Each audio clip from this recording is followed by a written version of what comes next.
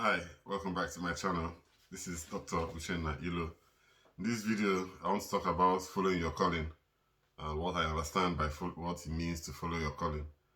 Now, when you're following your calling, it comes with signs, basically.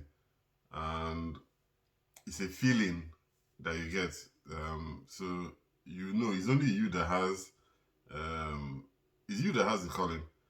And it's you that has the gifts, it's you that has the talent, it's you that has the peculiarity. It's you that owns that quirk. So you know what you're good at, you know what you can do, you know where life has been trying to push you to, and you know where you have been resisting. Now, the difference between when you're following your calling and when you're not following your calling is that if you're following your calling, it's not an absence of suffering and it's not an absence of pain, but you will notice that things are working together in your favor.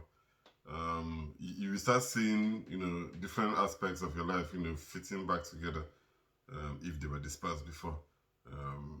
You start having serendipity. Serendipity just means something like luck, like divine timing or something like that. Things just happen at the time they're supposed to happen, just when they should happen. And most of the things you touch turn to gold, like the Midas touch. So that's what I mean by following your calling. It's a feeling that you have into your own experience that you will know that nobody needs to tell you. It's usually not like you can't even video it when it's happening, because these are underground miracles that are happening in your life. Then when you're not following your calling, you will know because your life is going to be falling apart. Um, the things that you have built up over time, with much struggle and stress, will start dissipating, start falling apart. Um, uh, you find the good things that happen to you are few and far in between. You know, there's always one drama or the other, or one big problem or the other. And the truth is that if you don't follow your lane, if you don't stay on your path and follow your lane, life is going to keep hitting you um, on the face or on the head, until you find your way back to your lane. And if you don't go there, it's going to keep hitting you from one place to another, and your life is going to be in complete chaos. And it doesn't really matter whether you're like in the physical, yeah, in the physical world, you could be making a lot of money, you could be doing so many things on the outside that look as if things are moving very well, or maybe not. They really have nothing to do with your spiritual life, but you have no peace. That's the truth. You never find peace your until you find your path and stay on the path and follow the the directions of your path to where you're going to. Yeah, because the problem is that if you're not on your path, then you're going to be meeting obstacles that don't belong to you, and those obstacles, yeah, could be your albatross if you're not careful. So it's better stay on your path and face your hurdles that are on your path, because it's like a hurdle. You know how they run long distances with hurdles? Yeah, that's how life is. So, but the hurdles are set at a pace and at a height, that is congruent with your abilities. So if you go to a different lane and start badgering on what other people are doing there, then you're going to run into trouble very soon.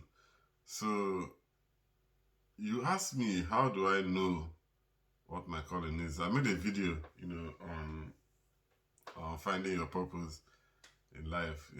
If you're really that confused, but to be honest with you, whatever you're doing is already your purpose.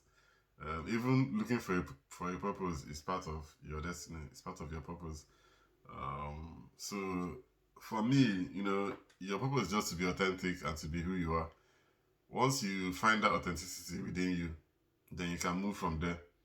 What does it mean to be authentic? It means just to be true to your highest values, um, to to speak your truth when you can, not like, oh my god, I don't know how to explain this authenticity thing. But your heart knows when you're telling the truth, and you know when you feel you have to lie to do something. It's not like you have to tell the truth every single time. You do it with intelligence, because everybody doesn't deserve to know the truth. So there are some people that you tell the truth, and some other people you can tell parts of the truth if they don't really need to know. If they don't need to know, then they don't need to know, because they're going to mismanage the information.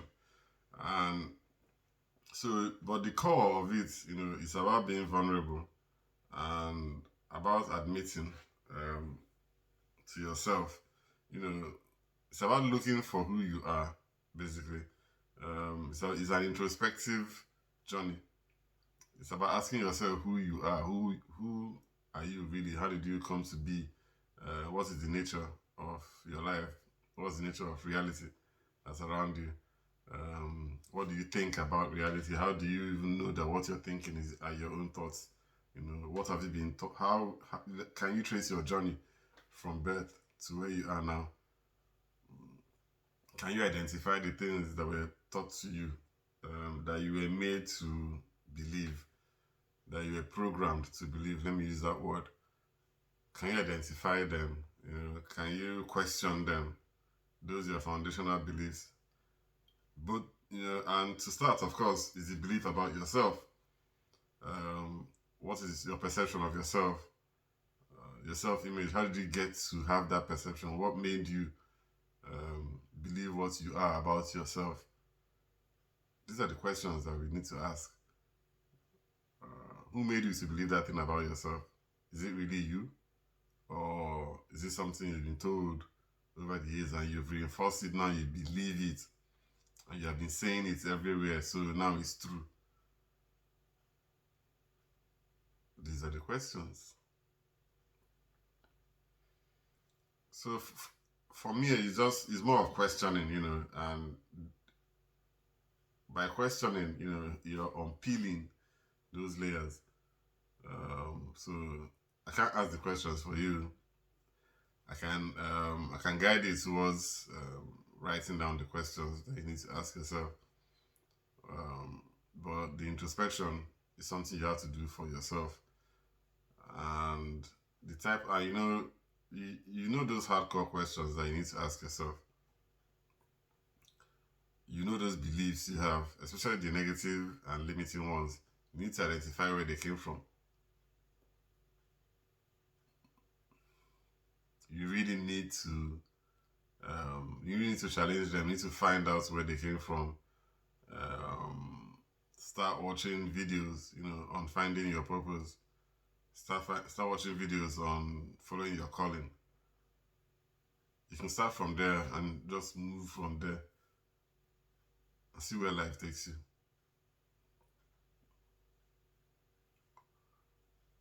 So yeah, that's how we do it. You must have, the courage to challenge your own deeply held beliefs about life. You must have the courage to challenge yourself. It's an internal work that you have to do on yourself, on your mindset, on your consciousness, on your belief system, on your thought process. You have to go that deep if you want to be authentic. If not, you just keep faking it and moving around, you know, and enjoying life as it is. Nothing wrong with that too. Beautiful. Um, to each his or her own. So if life hasn't hit you enough to make you come out from that, then I don't know. Maybe it's not for everybody. Maybe the journey is just for a few people. It's not for everybody, you know. So It's possible not everybody has a calling. It's also possible that is true. I have no idea. I'm not inside everybody's. I'm not inside everybody's experience. But in my own experience, Um, I feel I have this calling, and that's why I'm doing what I'm doing.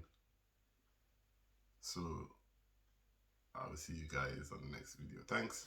Bye.